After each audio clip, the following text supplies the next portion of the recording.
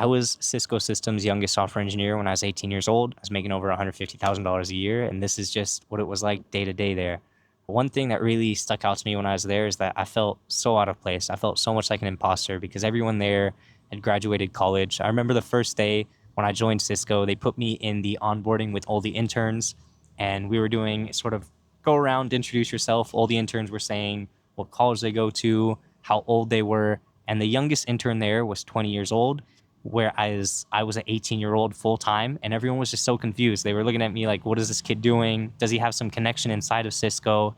I didn't have any connection inside of Cisco. I didn't have any referral. I worked hard to get there, and I remember applying to over like 500 jobs, and Cisco was the one that ended up taking me. They gave me the interview and all of that, so I was able to get in. But every single day at Cisco just felt like I felt like an imposter. I felt like I honestly didn't belong because it was a very slow pace. I was used to the fast pace from startups. All the people that I worked with were in their 40s, 50s. They had kids, they had families.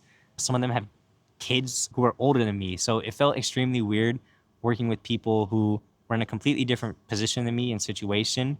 But that's where I knew that I just didn't fit. It wasn't the place that I belonged at, and I was meant for more. So after a year, I ended up leaving there to start my startup studio, Jars Global, and that's what I'm working on now. I'm chasing the $10 million valuation before I'm 25, which is a little under 4 years. I love setting big goals for myself, and I want to share the journey of that. So follow for more if that's something you're interested in. I'll be sharing what it's like doing this. I hope to share the whole process of it. I want to share the ups, the downs, because I know it's going to be extremely stressful. There's a lot of times where I'm extremely stressed, and I just want to share that side with you as well. That way you can see that it's not all rainbows and sunshine, but if you stay consistent for something long enough, you're going to reach you're going to get your goals. So that's what I want to share. It's not going to be easy, but I want to be as transparent as possible and share the journey.